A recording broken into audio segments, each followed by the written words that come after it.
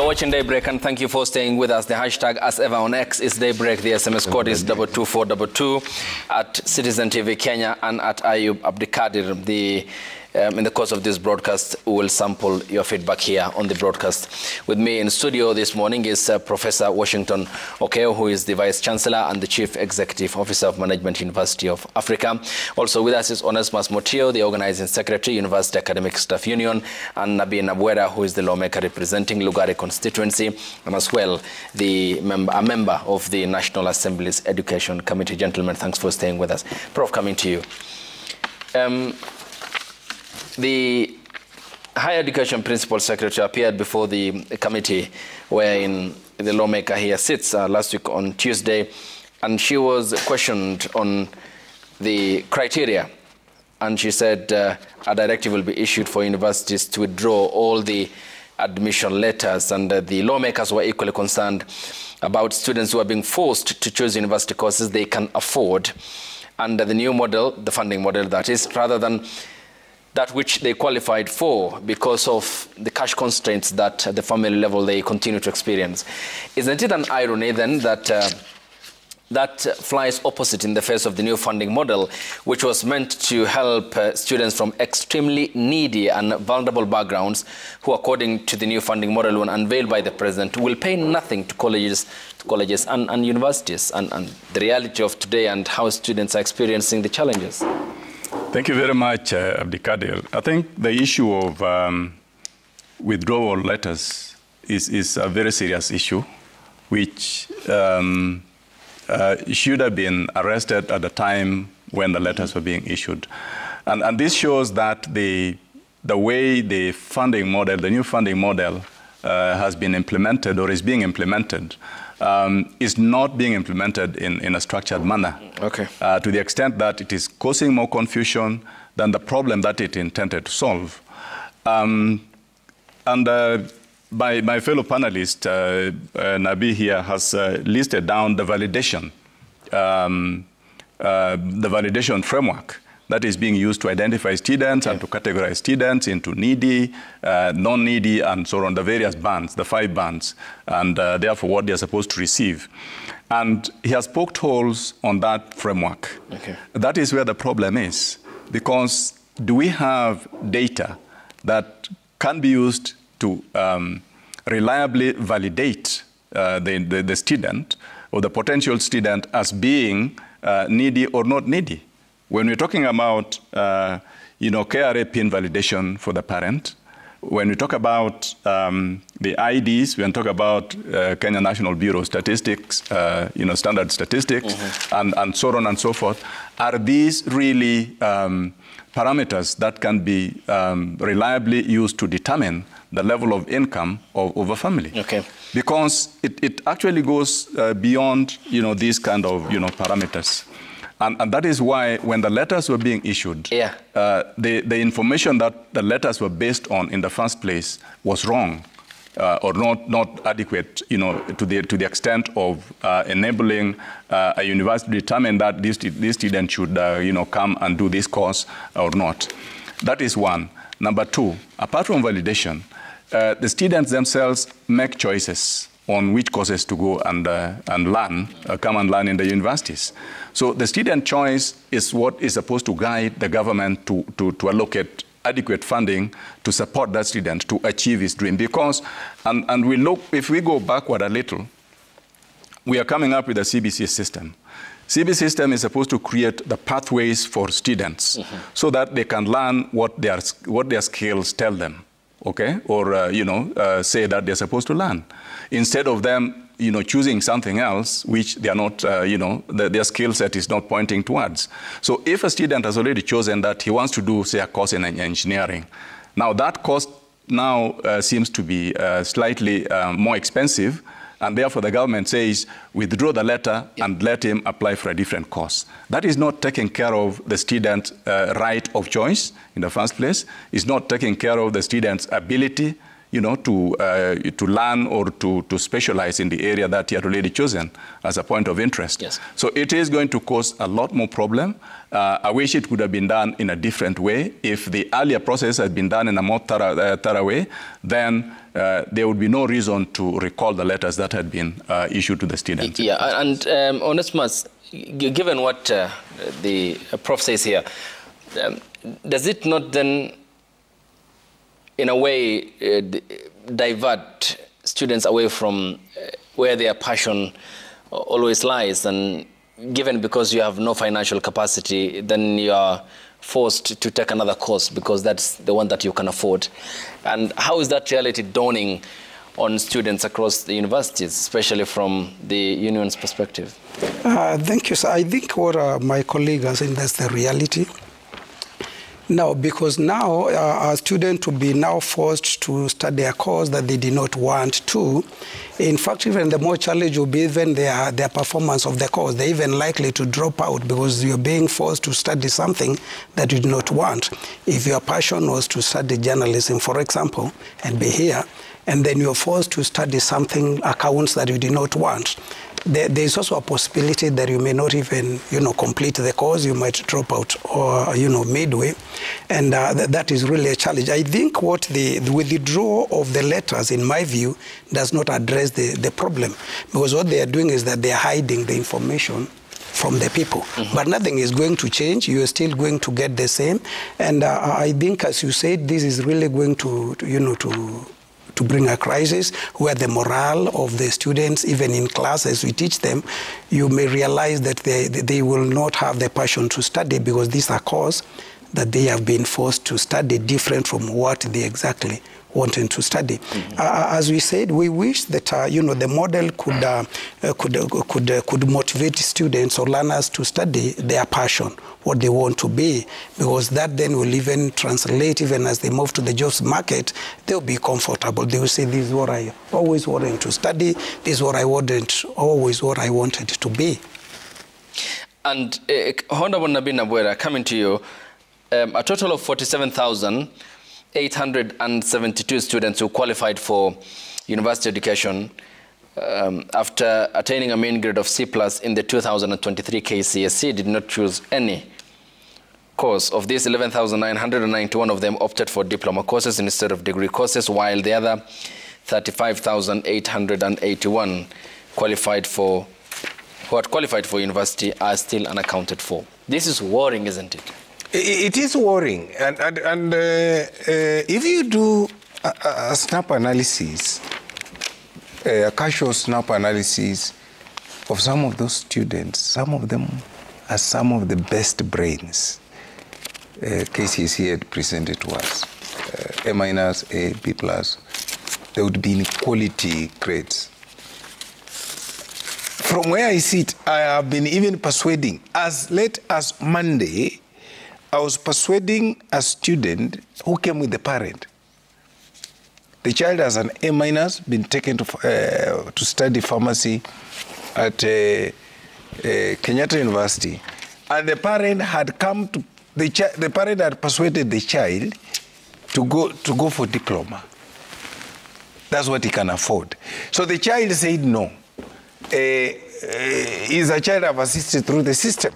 So he said, no, let's go to see Mheshimiwa. So the child comes and she's a girl, she's in tears and tells me, look, Daddy says I should go to Eldoret Polytechnic. Mm-hmm.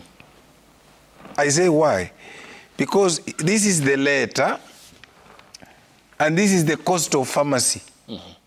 And Daddy says, even if I was to get this loan you are saying, when we calculated, he can't afford that money. He can't afford that money. Okay. So, I said, no. We had our own discussion at that level to persuade the parent to allow the child then to apply when they open for HEF, mm-hmm. so that what will remain for the household, I will see how either we'll get a bursary or from my own resources we support that. Because There are not many in my village who are going to study medicine or going to study in my constituency or going to study pharmacy. So for me, that one is a gem. It's a jewel that I cannot lose. So I asked myself, how many other constituencies elsewhere have this kind of challenge?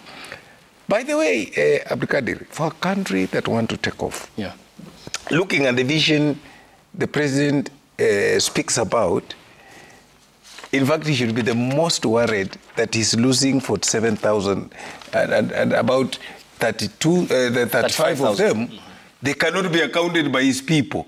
In fact, I would be asking the president, please can you ask Machogu to tell you where these children are? Because even for them, they have children placed by KUSIP, even the private universities. So if they are not anywhere, that should be worrying for a country. You know, that is a brainy youth. They can also be a very destructive force. Okay. Now, when you talk about that, also your committee was concerned about the placements and the approval of 277,000 openings in public and private universities during the 2024-2025 student placement cycle. And this is when the Commission for University Education appeared before the committee wherein you sit. And for example, you questioned the rationale as to how Kisii University will admit 16,464 first-year students despite questions that you raised on the number of academic staff and infrastructure to accommodate such a population and the capacity in that regard. Because from the capacity vis-a-vis the placement, Kisii University was allocated 7,772 placement. Its capacity is 16,464. And that's more than even Nairobi University, which got placement of 7,731 and had a capacity of 8,604. And in terms of the capacity declared by both universities, Kisii had ×2 what University of Nairobi has. I mean, did you question this rationale and the logic behind it, especially for an institution like the University of Nairobi? Yes. I want to be fair to the country, and I'll be fair to Kisii University. Yeah. I happen to have been among the team. We divided ourselves as members of parliament as part of oversight into 2 teams. And I happen to have been a team that went to Kisii. No one can convince us, or no one can convince me that they had the capacity. I mean, there are even more serious issues about it. And this, I hold squarely the Commission for University Education. Even if you went to Kisii and looked at the number of PhD students vis-a-vis the staff establishment, then you know there's a problem. It has more students than Kenyatta University at PhD level. It has more students than JKU at PhD and master student. How possible? I mean, even and I have the dons here. Even the universities within the city, they have to share. And this is off there. You cannot depend on part-timers, for example, as the main source of...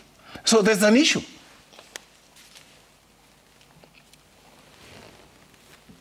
Up to where I see it, we have not got a convincing answer. Okay. That Kisii University would have more capability for students than Nairobi, than Kenyatta, than JKU. I mean, than Moi. Only Kenyatta and Maseno had more placements than Kisii University. Look at the numbers. It had more placements than the University of Nairobi, Jomo Kenyatta University of Agriculture and Technology, Moi, Masinda Muliro, Chuka, Egerton, Karatina, University of Eldoret, Kirinyaga, and the list goes on and on. But was this a justifiable reason or flimsy from where you sit as the committee members? Because that's what your chair also raised, Honorable Julius Meli. He said, I mean, the commission that is for university education, the head of program and accreditation, Marcela Mwaka, who appeared before your committee, said, we go through the data provided by the universities by considering the previous data it's provided. Then we do a validation based on capacity and available programs. That's how we come to this conclusion. Yeah, but you know what is capability? He will tell you. Capability of a university, the first thing is you must have the people who will deliver curriculum. And I've told you, that, can they share the numbers? We went to the university, they don't have the numbers of lecturers, tutors, enough for those students. We can't go into lying because we want capitation. It's not fair. Okay. So does it mean if today I woke up and started, I'm given a public university and I come and say, okay, give me 10,000 students, I will teach this program, I'll teach that I mean, they must have a validation mechanism. And what we were querying about the Commission of University Education, that the validation mechanism has a problem. You can't just believe what you have been given. You must validate that data. It's the same thing we are talking about funding here. That if you get it wrong at validation, the result is wrong. Okay. Prof, then what's your take of that? I also see the long list of the private universities. For example, the Management University of Africa, where you serve as the Vice Chancellor and the Chief Executive Officer. You declared a capacity of 750, yes. And the placements you were given by the Commission for University Education was 12. Thank you very much, Abdikadir. Before we go to that placement issue, there is a comment that Nabi made about the students who cannot be traced, the 47,000 or so. Mm-hmm. I wanted to just make a small comment on that, during the tenure of the late Professor Magoha, yes, as the Minister for Education or CS for Education, he used to literally demonstrate that he was looking for these students who had qualified, correct, but had not been, had not applied, yeah, to go to university. And I remember images of him going through villages in Batare Valley, in Kebra, and in other parts of the country. That was to demonstrate that there is a concern for the government in trying to trace these students. We are not seeing that one happening now. So that there isn't that sensitization, to the parents and to the students that it is important for the students who qualify to apply for university education. So we need to see more effort, okay, basically. But coming back to your point, the placement of students to universities. I know the intention of the Commission for University Education is very good and is very clear, and we give them a lot of data based on our capacities, based on the staffing, faculty to administrative staff ratios, part-time to full-time faculty ratios, and the numbers themselves. We give them the resources that we have available in terms of lecture rooms, in terms of the library facilities, hostels, and so on. So we give them all that. And it also helps that the Commission for University comes, to the universities to come and validate the data that we give them. So I would want to believe that the data which was given to the Commission to enable placement of students to these universities were validated and therefore, should be representative of what is in the ground. I don't know what may have happened to maybe, in some cases, some universities may, under quote their capacity, for reasons known to them, because it also depends on the programs and so on and so forth. But having said that, you can see the skewness in allocation of students between the private and public universities. Yes. There definitely is, if you look at the percentages, for example, Kenyatta University declared a capacity of 10,200 and 11. Placement was 8,820, and they got 86%. Okay? Look at the first private university, Mount Kenya, who declared a capacity of 6,000 and was placed 3,000. and the placement percentage is 53,000. Yeah, 53%. So 53%. So why are some getting close to 100% and others getting a meager 0%? Yeah, my university got 2%. Okay, you declared 750 in terms of your capacity. Yes. And now that you are here, one of the questions that the chair of the Education Committee, Julius Melia, also did inquire about was the number of lecturers needed. Yes. So for the 750 that you declared, you have the capacity to deliver on that. Exactly, and the CUE, what I said, take me back a little. The Commission for University Education, once you declare the capacity, they come to the university. And they have data which we normally submit to them on a semester basis on the capacity, on the number of students, on the number of staff and faculty, and so they have all that data. So they are able to validate if we have been consistently declaring our capacity or over-declaring our capacity. In situation where we over-declare the capacity, they'll tell us, but this one you had told us this different figure. It is not possible for it to have risen to this number at this particular point in time. So when we declare this, it is the reality and the situation on the ground. As to what happens in other universities, I'm not competent to comment on that because CUE has got a validation system for them to use before they can say, before they can signal. And in fact, what happens is this. When we declare the capacities, then the information is transmitted to KUCCPS, the body which is responsible for placing students into universities. Then KUCCPS goes back and confirms with CUE that this is the capacity. In fact, they write to us to tell us, can you give us confirmation from CUE? So there's an independent, check-off system that, or validation system that takes place. So to that level, it sounds very transparent. Where the figures change, I don't know. And you can see there is this disparity. Yes, I'll come to it. Yes, please. On this, I mean, do you see the rationale as satisfying from where is it? Thank you, sir. From the point of the union, our worry is that our members, the lecturers, are going to overworked in this case.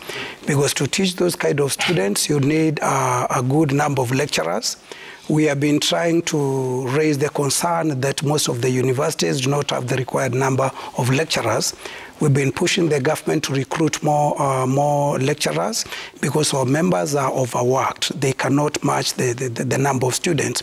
In this case, where you only have about less than 400 lecturers who are going to teach this huge number of students, I hope the government is going to recruit at least 1,000 lecturers. 400 in total? Yes. Okay. Kisi University has less than 300 and something. They are less than 400. Yes. They are members, as we know. We can tell you for a fact as a union, we don't see our members managing these students. So 300, you said? Yeah, 300 and something. For they are slightly less than 400, yes. Okay. Then for, let's say, may you be having the number of lecturers in Nairobi University? In Nairobi University, they are around, not exactly, but around 1,000. 1,000? Yes. So generally, how many do we have in total lecturers? We have about 11,000 for now in all the public universities. Okay. Yes. Is this enough to quench the thirst of students? And we are talking about not even those who have made, not only those who have made their admissions, but also there are some who are unaccounted for and have qualified for universities. Had this funding model been elaborate enough to accommodate them, then we are talking about a number that keeps on increasing. And then we have a CBC system that now requires more or less that will fit into a new system that the universities will have also to be producing, and the fact that the lecturers who will be teaching this also need to be, again, better tooled. So is the growing speed of students commensurate with the number of lecturers who we have at the moment? The answer would be no, because as you see, every year, if you go to the secondary level, you have TSC recruiting a number of teachers every year. Now, when you come to the public universities, that's not the reality. It takes long for the universities to recruit, and unless in the new universities, researchers showed that by the year 2029, we'll require about 30,000 lecturers. and now you can see we are only at 11,000. So we're saying that the government needs to ensure that they recruit at least 20,000 lecturers in the next 3 years or so. And you see the huge number that is coming, that is where we are saying that our members are going to be really overworked. If you listen to what Mheshimiwa was talking about, the huge number of PhD students and master students, then we also need enough professors to supervise those PhD students. So when we don't have that capacity, of course, when it comes to supervising students, especially at master's and PhD level, you cannot rely on part-timers. You need the full-time lecturers to do that. So we think that with this huge number, what the government needs to do, even in the new model, it does not capture the issue of recruitment of manpower, that is the lecturers. And we will say that that's an area that we need to ensure that the lawmakers move to that, to push the government to ensure that they also recruit lecturers so that dons are not overworked. Because I can assure you that, for example, to mark the exams for those students, we need a huge number of lecturers to do that, let alone the teaching facility. So that is going to be a real issue. We're saying with this huge number, the number that have been put to one university, we hope that the government is going to allow the same university recruit at least 1,000 lecturers to add to that huge number of students. Yes, Honorable Nabi. Yes. I want to weigh in on two issues. The issues he raised about the discrimination in allocation of students in the private universities. Now, if you go out here at the market, including where you are, this is a market. Citizen TV, Citizen Royal Media is a marketplace for what they manufacture. Graduates, they manufacture brains, these two. Now, if you went to the market, you will know the standing of each university in terms of quality. Yeah. You don't need to be asked. If I was to do a run-up of the employees here, it will tell you, if you went to industry, the same. Everywhere. Now, what is worrying for me is that even universities in the private sector known to give us quality, they have got very few students. Yeah. But where we have doubt, and me, I say it as is, because I'm paid by the public to say the truth. You can see total discrimination. The universities with structures we know, even in the private sector, they have discriminated in the number of students they have got. Very low. But those ones which I don't know on the basis, they have over 50%. In fact, one university has 98%. One of the universities got 98%. 98% or 98, placement? 98%. It required 126, it was given 124. You are not seeing it there. 98%. Riara, that is. Yes. You deny a university with the structures like Catholic University, known, tested. You are creating a problem in manpower. The second thing I want to weigh in is what the union leader said here. Abdulkadir, to produce manpower at university, it is a deliberate effort of government. You are producing for the country. Staff development is one of the most expensive things, but it is the most worthwhile thing to do for a country. Today we are recruiting everybody to teach TVET because at some point we didn't develop. Now, the PS or the ministry has to look for a way to bring all these people who have been recruited into some structure and be retooled to deliver TVET. I'm saying, and I insist, the government must provide enough funds to universities to develop staff. There are no two ways about it. we keep on talking about Malaysia, we talk about Singapore, we talk about China, we talk about Canada, we talk about India. You know, you cannot have a techno takeoff. Okay. Where we want to go, the digital world we are talking about. If we are not developing the people to deliver curriculum, I mean, you can't just live here and go to School of Journalism here and we start calling you a lecturer now deliver. No. You must have certain principles on which you stand and you can be tested on that you will deliver curriculum. And that is why it must be a deliberate effort. I mean, what he's telling you is correct. Kisii University has 3 full professors, 11 associate. Omami. The possibility that a student in Kisii University leaves the university without having met a professor is real.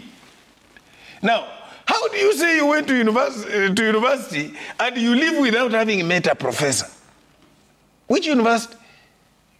I mean, you come to tell your children, I left the university, but you know, my class, a professor never be. I mean, you know, why did you go to university? Okay. Let me just add on to what my colleagues have said about recruitment of staff, particularly faculty in the university. I agree, yes, the environment for recruiting faculty and other staff in the university needs to be created by the government. But then the responsibility rests with the university itself.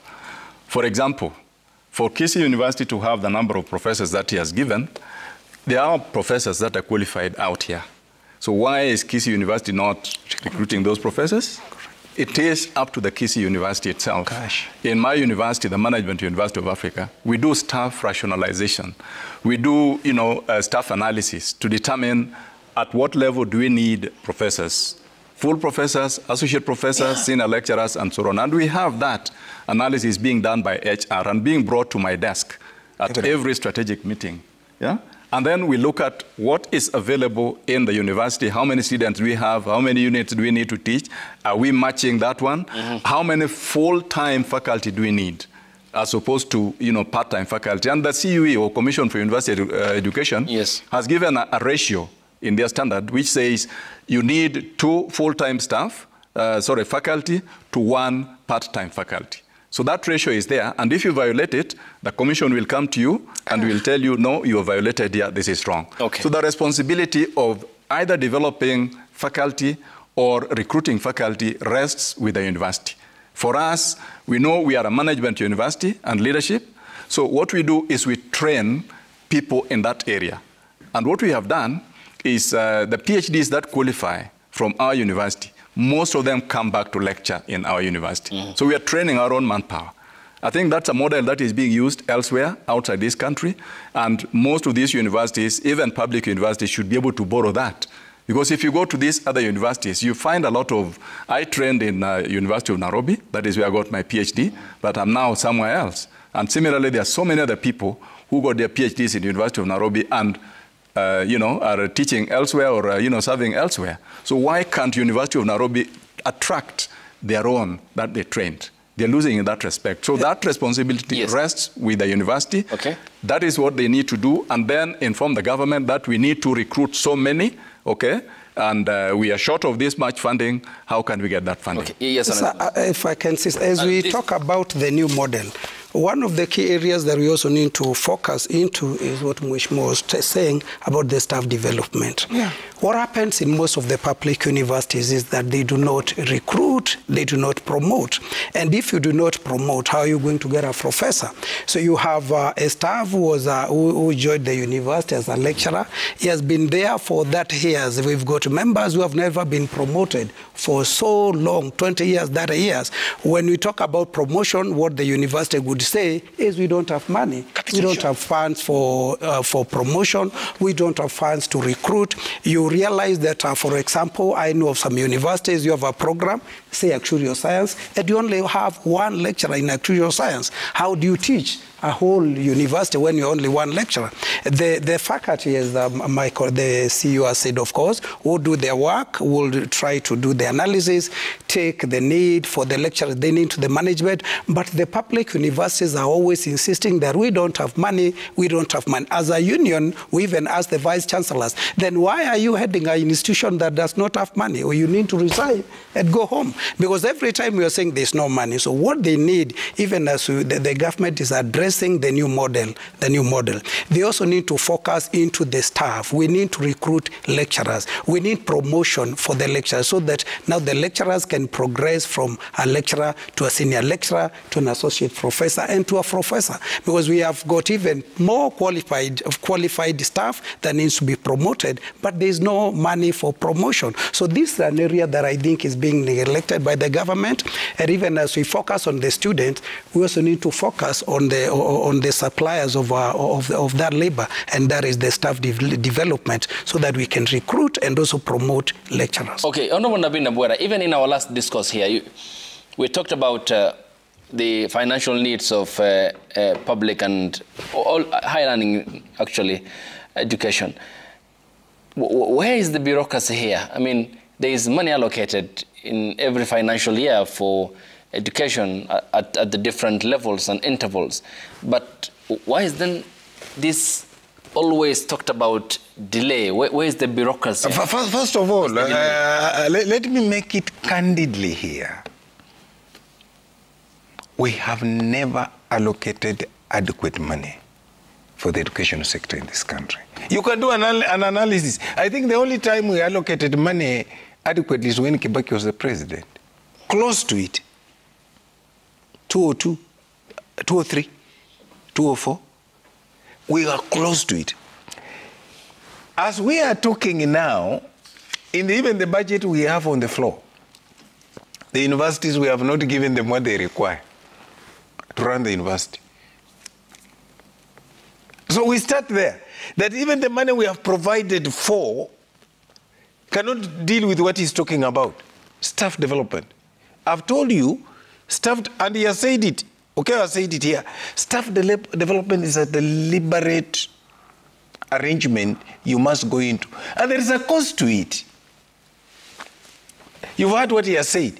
If you want to develop an actuarial scientist to that level, you will have to take them overseas. And which involves money. It involves money. How much is but it is a resource for the country. It is, let's not look at it. I've always said, Okeo being developed at University of Nairobi, he's assisting the country in management university. So we developed him for the country. So we should never feel pain in developing a resource that churns out brains. Okay? Look at it this way, my brother. Look at it this way. The population is increasing. We need more medical experts. If we don't develop specialists, we need more medical specialists. Disease is becoming complicated. If we don't develop our own staff who will rise to train these medical or these engineers or these digital people, who will do it for us? I mean, I remember when I went to university in the 80s, and there was this big thing about cost and all that. People opted to take their children to India. Thousands of children went to India. Now, with all these universities around, what do we need to do as a country? I'm one of the fellows who has said, and I want to be here very candid. Please, the country, understand me. This, I'm willing to pay the price for it. Instead of raising all these taxes we are talking about, we should have raised an educational tax. I rest my case. And how will that help? You will now have enough money to put into the economy. Please understand, the only thing that stabilizes the economy is education. I've said this. If you get your education right, you will go Singapore. If you get your education right, you will go Hong Kong. The creativity, innovation, and they will be captured in the universities, in the TVET centers. Everything will work.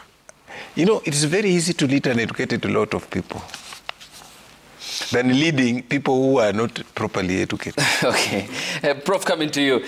Charles Ringera, the CEO of HELB, he said delays in scholarships and loans disbursement also affect students who depend on them for purposes of their upkeep when in school. Many experience financial hardship, jeopardizing their chances of education. There are provided examples of students who have failed to, who have been locked out of sitting their semester examinations because of money that they were supposed to pay, and HELB wasn't in a position to, and to which the Education Cabinet Secretary Ezekiel Machogu in that statement said that he directs the HELB, the Higher Education Loans Board, and the Universities Fund to open the Higher Education Funding Portal on June the 15th, that is in about 3 days' time, to allow the eligible students to apply for funding. Given the discrepancy here in terms of the statements by the CS and the CEO HELB, Charles Ringera, could this not create further concerns and uncertainties for students who have some already missed out on examinations, and second, those who are willing to apply, but again, such challenges that lie ahead of them of the storm that has refused to go? Yes, thank you very much, Abdikade, for the question. Before I address that question, there was the earlier issue of developing faculty and manpower in universities. Yeah. And I want to say that the model, we need to borrow from what is working elsewhere. The models that are being used outside this country, in universities outside this country, a lot of universities, especially in the developed world, if you go to the US, if you go to the UK, you go to Japan, and these other places, yeah, they actually do quite a bit of innovative sort of fundraising ideas. In terms of faculty development, there are faculty which are being developed through grants from philanthropists, for example, and even in terms of infrastructure development for universities, so that a university does not need to spend all its earnings and the money that has been allocated to it on the side of public universities towards developing these staff and so on. Some of it they actually get it from philanthropists. So that is the model that is working out there, because education can be very, very expensive, and it is for public good. So everybody who is endowed with some resource in one way or another should be able to contribute whatever they have towards educating people. So that's a model that universities can borrow. Public universities can borrow that model and use that, and even private universities. Okay. We use that in the private university space. Now, coming back to the discrepancy that you raised about what HELB is talking about, and the fact that the CS Education is asking HELB to open the portal. I think that the two are talking from different points of view, because HELB is concerned that for it to be able to open the portal, first of all, the money must have been disbursed to it. And it must have that money in the account. So, because if it doesn't have the money in the account and it opens the portal, then say X number of students apply, and they don't have that money to channel to the accounts of those X number of students. Because remember, the funding model changed, so that right now, HELB channels money directly to the students' accounts. It doesn't take them to the universities. Initially, when it was taking them to the universities, there was a delay, in fact, and then the students would continue learning. For example, in my university, we have students who have continued learning, and the government owes us, I dare say, the Management University of Africa, we are owed some 277 million Kenya shillings across from 2016 up to now. The total owed to all private universities is about 38 billion Kenya shillings for students who are continuing. So that could happen, because then the university would absorb the shock as the students are being taught alongside the other students. So that delay did not affect us so much as the government still owes us the money, and we would like the government to pay it back to us. But now that the money is being channeled directly to the students, the money, HELB has to have that money to channel it to the student, because if the student doesn't have that money, there's no way it is going to, the student is going to pay for the rent. Some of them actually pay for their hostels. There's no way they're going to get money for the meals, transportation, and stuff like that. So the PS talks about the money being available, yet the Treasury and the National Treasury has not released that money, to help. And that is where that imbalance and the confusion comes in. The money needs to go to help first, before help can be able to open the portal. And it was meant to be as seamless, is it, now that the money will hit the accounts of the students directly? Of the two systems, the previous and the current one, which one is beneficial to the learners, notwithstanding the delays that we're experiencing at the moment in terms of the CS saying the money was disbursed and the CEO help saying that there are delays in scholarships and loan disbursements? I think the previous system where the tuition was being sent directly to universities worked way better, because then the universities took responsibility. Even if there was a delay, the university still took that responsibility, and the student continued learning uninterfered with or uninterrupted, as opposed to the current system where if the money is being sent directly to the student and the money hasn't reached the student is not able to manage his or her own normal daily routines, accommodation, meals, and stuff like that. And the university will not allow the students to continue because the money is supposed to be coming from the student to the university. So the other system was slightly better, although the government still, as I said, did not pay the money when it was due. And in fact, in the old system, and my colleague, from the union said that there was the DUC, which was started at about 80-something%, dropped down to 40%. And I want to say that in private universities, it dropped to below 20%. Because there are still students in that old system, the DUC system, which are still continuing in universities. And we are receiving as low as 18%, instead of the 80%. So that difference still keeps on accumulating. Okay. Yeah. Had you attended the 28th May meeting at State House with the President, in the event the private universities were incorporated, would you have advised otherwise?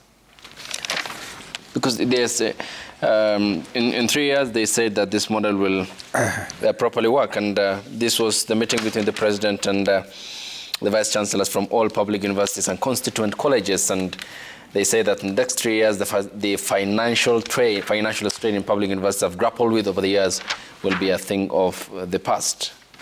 Yeah, first of all, private university Vice Chancellors were not invited to that meeting.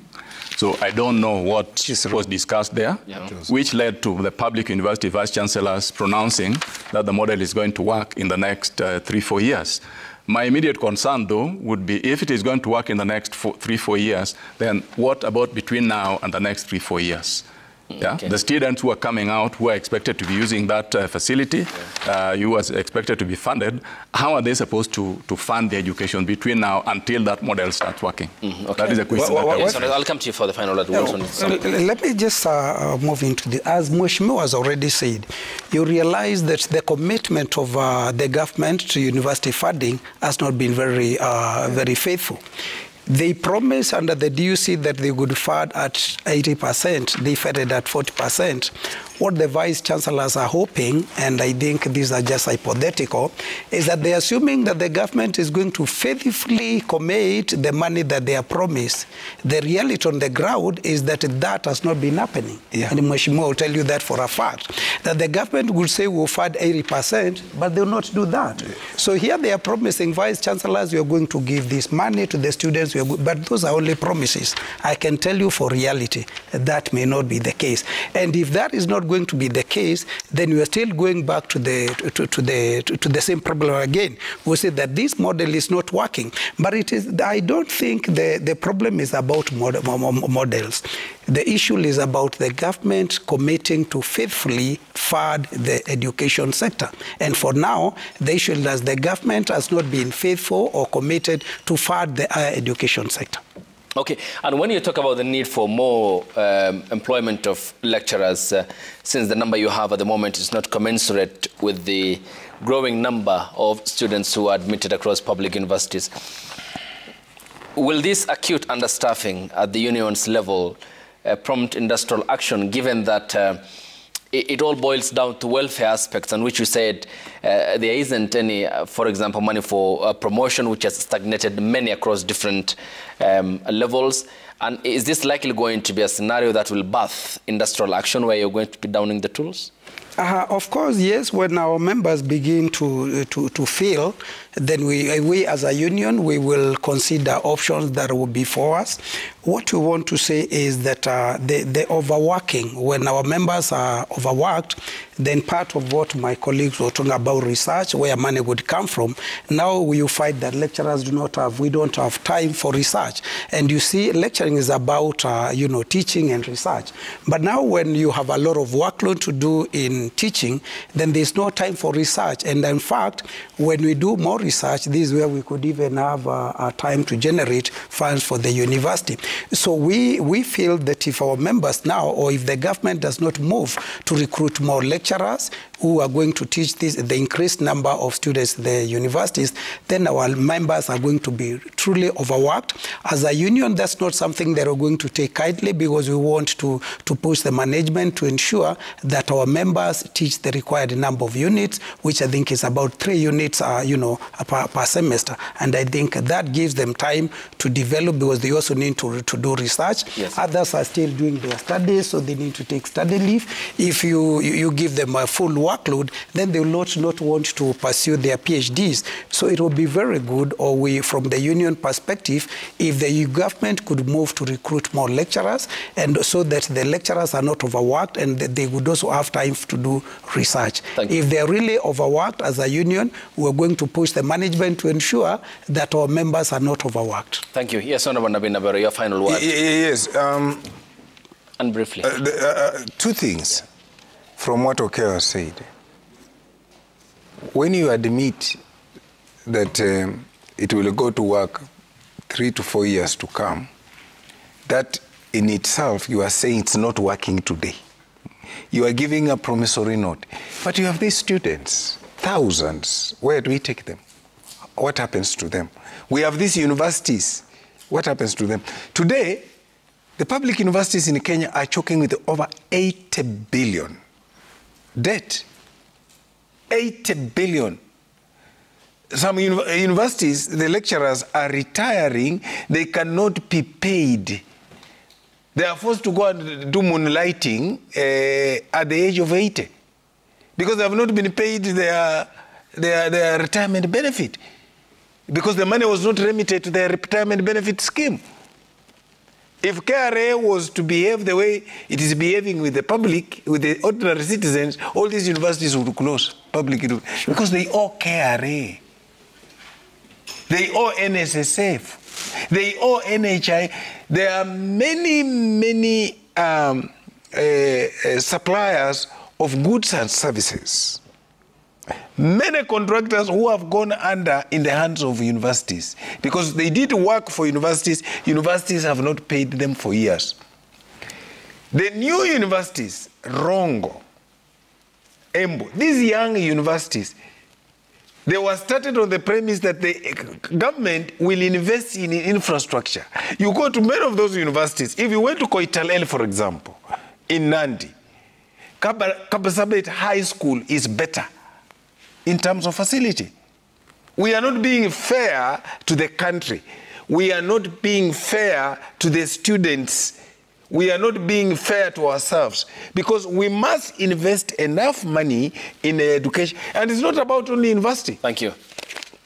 You know, we have a problem of capitation in the secondary and primary school. We focused on higher education, but there's general, and yesterday, of course, the lessening of the funding from 5 billion to 3 billion of the school feeding program. Imagine. That was depended upon by thousands of school-going learners and who now are facing a bleak future about that school feeding program, which had beneficial effects on the learners. And let's sample briefly the feedback here on the broadcast. The hashtag on X has been daybreak. The SMS code is 22422 at Citizen TV Kenya and at Ayub Abdikadir. As we bring up the feedback, your final comments, Professor Washington. Okay.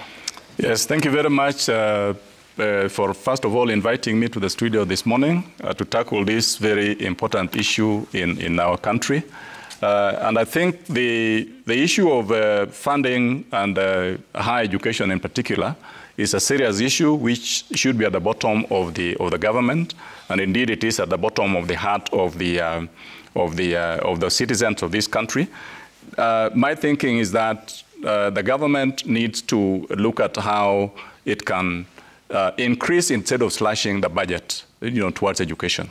Because in the budget allocation, which is now being slashed, first of all, it was not adequate. And now it has been slashed quite considerably. So what that means is that a lot of students are not going to be able to, get into university education, are not going to get into higher education. And then what is going to happen to them? That basically is the question that should be, hurting the government. And it doesn't help that we are enrolling, or rather, rolling out the CBC system, which is going to even come with even more challenges. When students start joining universities, from the CBC system, things are going to be totally different because there are more students who are coming with several different specializations. Right now, the focus is mainly on STEM at about 60%. Are our universities, prepared, and do they have adequate capacity to absorb, the graduates from CBC system into the university at STEM level? So those are the kind of questions that the government really needs to address, so that, when these students start joining universities, then they will find spaces which are adequate for them. Thank you very much. Briefly, thank you. I think as the government also moves to focus on the new model addressing the students, they also need to focus on the lecturers. I'll tell you that lecturers in public universities are overworked because of their number. They are demotivated, and they are not well equipped in facilities. What we want to say is that we need to see the government recruit more lecturers. Right now, we are even struggling with late capitation. Lecturers are not paid salaries in the right time because of the delayed capitation. We'll also want the government to pay release capitation at the right time, and also ensure that what Mheshimiwa was said, the third-party deductions are also paid, because part of the pension components of our members are not paid. They are retiring, and there's no pension for them because the government did not pay. Thank you. Your time. I just wanted to have one second. We need to finish up here. We are out of time. Yes. Just 1 second. I wanted to appeal to the government. There is a serious dichotomy between public and private universities that has been created, and it is really creating a bad impression in our education system, because it then kind of suggests that there are public universities and then there are private universities. Yet all private universities and public and private students. Yet students are the same whether they go to private universities or they go to the public universities. So it's just a question of the government should look at both universities as providing the much needed services in the education sector, to the citizens. Let's now sample the feedback. The hashtag on X is Daybreak. The SMS code is 22422 at Citizen TV Kenya and at Ayub Abdikadir. The first one coming in regard to the higher education discussion that we have had here. Lucky Boy Maingi says the issues not only hinders individual potential but also impedes national development by creating a workforce that is ill-prepared and undereducated. Addressing it requires a comprehensive policy overhaul to ensure fair placement and affordable education for all. Sawe says the new funding model is making education unaffordable, leading to more school dropouts, the poor and losing access to higher education. Government needs to make education affordable because it is an equalizer. Education is becoming a privilege for the wealthy. Sir Nixon Dugure says education should be one of the top funded priorities, free of unnecessary bureaucracy. Talking too much about it does not help the teachers and students who desperately need promises fulfilled. Gode Barasawere says the State Department for Education should get its act together and be alive to the fact that education is the only viable software that will equip, empower and equalize Kenyans, people from all facets of the society. The education sector is key. Peter Gesura 89 says, indeed, many students have opted not to join universities due to fees. Let our universities come out and clear about fees as instructed by the government. Otherwise, many students are denied to further their studies. The last one here from Bob Otieno, when he says the new funding university model is very unpopular, causing confusion to parents and even students who are about to join various institutions, which led to recalling of admission of letters and a huge number who have not applied yet. Honorable Nabina Buera is the lawmaker representing Lugare constituency and a member of the National Assembly's Education Committee. Thank you for your time and the always important meetings that you have with stakeholders in search of answers. Professor Washington Okeo is the Vice Chancellor and the Chief Executive Officer of the Management University of Africa, and Onesmus Mutio, the Organizing Secretary of the University Academic Staff Union. Thank you for your time as well, gentlemen. Much appreciated. Thank you, sir. In under 48 hours' time, the world will mark World Blood Donor Day. What do you know about it, its relevance and importance? I'll be talking to two stakeholders who will be with me here after the break here on Daybreak. Stay tuned.